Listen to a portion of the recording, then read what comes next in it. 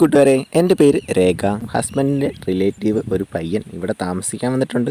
ആൾ നല്ല ചെറുപ്പമാണ്. അവനുമായി ചെയ്തു കിട്ടും എല്ലാം ഞാൻ വിശദമായി പറയാം. ഇന്നലെയാണ് ഞാൻ അവനെ ആദ്യമായി കാണുന്നത്. ഇത് ശങ്കറിൻ്റെ വീടല്ലേ? ഞാൻ ആളുടെ പെങ്ങളുടെ മകനാണ്. ശങ്കർ എൻ്റെ ഹസ്ബൻഡാണ് കേട്ടോ. അപ്പോഴത്തേക്കും ശങ്കർ വന്നു. അവർ കണ്ടിട്ട് കുറേ നാളായിരുന്നു. എടാ, നീ എന്താ ഇവിടെ? എനിക്കെന്തായാലും നിന്നെ കണ്ടതിൽ നല്ല സന്തോഷമായി. നീ കല്യാണത്തിനൊന്നും വന്നില്ലല്ലോ. നമസ്കാരം അമ്മായി, എൻ്റെ പേര് ദീപക് എന്നാണ്. അമ്മായിക്ക് തരാൻ എൻ്റെ അമ്മ ഒരു ഗിഫ്റ്റ് തന്നിട്ടുണ്ട്. എന്തോ എനിക്ക് അവനെ വല്ലാണ്ടങ്ങ് ഇഷ്ടപ്പെട്ടു. ഞാൻ അവന് ചായ എടുക്കാൻ പോയി. ഹസ്ബൻഡും അവനും സംസാരിക്കുകയാണ്. അവനിവിടെ പഠിക്കുന്നതിൻ്റെ ആവശ്യത്തിന് വന്നതാണ്. അവനിവിടെ ഹോസ്റ്റലിലാണ് നിൽക്കാൻ തീരുമാനിച്ചിരിക്കുന്നത്. ഞാൻ ചായയുമായി വന്ന് അങ്ങ് നിന്നു. ഉദ്ദേശം നിങ്ങൾക്ക് മനസ്സിലായല്ലോ.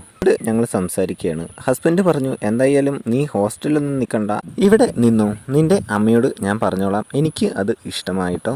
നിങ്ങൾ ജോലിയുടെ ആവശ്യങ്ങൾക്ക് പോകുമ്പോൾ ഞാൻ എന്തായാലും ഒറ്റയ്ക്കാവില്ലല്ലോ. എനിക്കെന്തായാലും ഇവനൊരു കൂട്ടുണ്ടല്ലോ. അവൻ സമ്മതിച്ചു. എനിക്ക് സ്വന്തമായി ഒരു കെട്ടിയവനുണ്ടായിട്ടും ആൾക്ക് ഒരു താല്പര്യവുമില്ല. ഇവിടെ താമസമായി അവൻ്റെ എല്ലാ കാര്യങ്ങളും ഞാനാണ് നോക്കുന്നത്. മാമി എന്താ ഇത്ര ബുദ്ധിമുട്ടുന്നത്? ഇതെല്ലാം ഞാൻ ചെയ്തോളൂല്ലേ? നിന്റെ മാമൻ പറഞ്ഞത് നിനക്കെന്തും എന്നോട് ചോദിക്കാട്ടോ. ജോലിയുടെ ആവശ്യത്തിന് ഒരാഴ്ചത്തേക്ക് പോവുകയാണ്. അത് കണ്ടിട്ട് അവൻ ചോദിച്ചു, മാമ ഇന്ന് തന്നെ പോണോ? ഇന്ന് മാമിയുടെ പിറന്നാളല്ലേ? അപ്പോഴാണ് ശങ്കർ ആ കാര്യം ഓർത്തത്. ഞാൻ പറഞ്ഞില്ലേ, ആളിന് എൻ്റെ കാര്യത്തിൽ ഒരു താല്പര്യവുമില്ല. ആളിന് ഈ യാത്ര മാറ്റിവെക്കാൻ പറ്റില്ലത്രേ. അവൻ പറഞ്ഞു, സാരമില്ല, മാമൻ പോയാലും നമുക്ക് ആഘോഷിക്കാമല്ലോ. ഒരാഘോഷവും വേണ്ട എന്ന് ഞാൻ പറഞ്ഞു. ശങ്കർ പറഞ്ഞു, നീ ഒരു കാര്യം ചെയ്യുക, ദീപകുമായിട്ട് ഷോപ്പിങ്ങിന് പോ. ഞാൻ ആദ്യം കുറച്ച് വിസമ്മതിച്ചെങ്കിലും എനിക്കത് ഇഷ്ടമായിട്ടോ. കാരണം അവൻ്റെ കൂടെ ഒന്ന് കറങ്ങാൻ കിട്ടുന്ന അവസരമല്ലേ. അങ്ങനെ ഞാനത് സമ്മതിച്ചു. ശങ്കർ ദീപകിനോട് എന്തൊക്കെയോ പറഞ്ഞു കേട്ടോ, എന്നെ സന്തോഷിപ്പിക്കാനായിരിക്കും.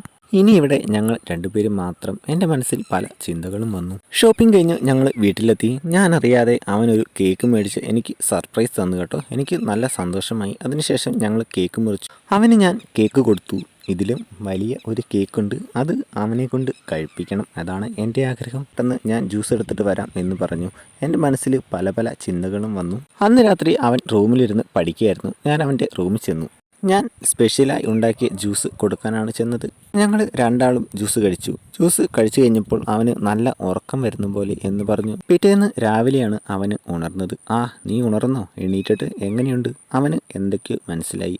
അവൻ എന്നോട് ചോദിച്ചു. ഞാൻ പറഞ്ഞു, എനിക്കൊരു ആഗ്രഹമുണ്ടായിരുന്നു, അത് ഞാൻ തീർത്തു. അവന് ആകെ ഇതായി. ഇതെങ്ങാനും മാമൻ അറിഞ്ഞാലോ?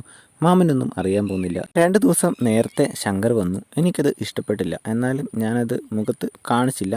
അപ്പോഴേക്കും ദീപക് പോവാനിറങ്ങി. അവന് നോട്ട് എഴുതാൻ ഫ്രണ്ടിൻ്റെ വീട്ടിൽ 2-3 ദിവസം നിൽക്കണമെന്ന് ശങ്കർ അവനോട് പറഞ്ഞു. നീ ഇപ്പം എന്തായാലും പോകണ്ട, ഞാൻ വന്നതല്ലേ ഉള്ളൂ. എന്തായാലും 2-3 ദിവസം കഴിഞ്ഞ് പോവാം. ഞാനും അവനെ വിട്ടില്ല കേട്ടോ. ഞാനും അവനോട് പറഞ്ഞു, നീ എന്തായാലും ഇപ്പോൾ പോകണ്ട, കാരണം അവൻ പോയാൽ ഇനി വരില്ല എന്ന് എനിക്കറിയാം. നീ അങ്ങനെ ഇപ്പോൾ പോകണ്ട. 2 ദിവസം കഴിഞ്ഞ് ശങ്കർ പോകും. 2 ദിവസം കഴിഞ്ഞു. ഇന്ന് കോളേജിൽ നിന്ന് നേരത്തെ വരാൻ ഞാൻ അവനോട് പറഞ്ഞു. അവനങ്ങനെ കോളേജിൽ നിന്ന് നേരത്തെ വന്നു കേട്ടോ. വന്നപ്പോൾ എനിക്ക് ഒരു ജ്യൂസും കൊണ്ടാണ് വന്നത്. എനിക്ക് തോന്നി അവൻ എൻ്റെ വഴിക്ക് വന്നു എന്ന്. എന്തായാലും എനിക്ക് നല്ല സന്തോഷമായിട്ടോ. അങ്ങനെ ഞാൻ അവൻ്റെ റൂമിൽ ചെല്ലുമ്പോൾ അവൻ അവൻ്റെ ഫ്രണ്ടിനോട് സംസാരിക്കുകയാണ്. നിന്റെ ഐഡിയ ഏറ്റു, ഞാൻ എല്ലാം കേട്ടു എന്ന് അവന് മനസ്സിലായി. ഞാൻ അവനോട് പറഞ്ഞു, എനിക്ക് കളിക്കണം. അവൻ സമ്മതിച്ചില്ല. ഞങ്ങൾ ഉന്തും തള്ളുമായി. അതിനിടയ്ക്ക് അവൻ്റെ കാര്യം തീരുമാനമായി. എനിക്ക് എന്ത് ചെയ്യണമെന്ന് അറിഞ്ഞില്ല. ഞാൻ ശങ്കറിനെ വിളിച്ച് കാര്യം പറഞ്ഞു. ശങ്കർ വന്നപ്പോൾ ഞാനെല്ലാം തിരിച്ചു പറഞ്ഞു. അവന് എന്നെ നിർബന്ധിച്ചപ്പോൾ അങ്ങനെ പറ്റിയതാ എന്നൊക്കെ. പെട്ടെന്നാണ് അവൻ്റെ ഫ്രണ്ട് വന്നത്. ശങ്കർ അവൻ്റെ ഫ്രണ്ടിനോട് പറഞ്ഞു, ആരായാലും ഇങ്ങനെ ചെയ്യുള്ളൂ. ഒരു മാമിയോട് ഇങ്ങനെയാണോ അവൻ പെരുമാറേണ്ടത്? ഫ്രണ്ട് അപ്പോൾ ഫോൺ എടുത്ത് കാണിച്ചു. ഫോൺ കോളും ഞാനിടയ്ക്ക് പറഞ്ഞതും എല്ലാം അതിൽ റെക്കോർഡായിട്ടുണ്ടായിരുന്നു. അവൻ ഫോൺ കട്ട് ചെയ്തിട്ടില്ലായിരുന്നു. അങ്ങനെ ഹസ്ബൻഡിന് കാര്യം മനസ്സിലായി. ഹസ്ബൻഡ് എന്നെ ഇങ്ങനെ ഇതാക്കാൻ തുടങ്ങിയപ്പോൾ, വേണ്ട, ഒന്നും ചെയ്യണ്ട, നമുക്ക് പോലീസിനെ വിളിക്കാം എന്ന് പറഞ്ഞു. ഗൈസ്, വീഡിയോ ഇഷ്ടപ്പെട്ട ലൈക്ക് ചെയ്യുക, ചാനൽ സബ്സ്ക്രൈബ് ചെയ്യുക. അടുത്ത വീഡിയോയിൽ കാണാം.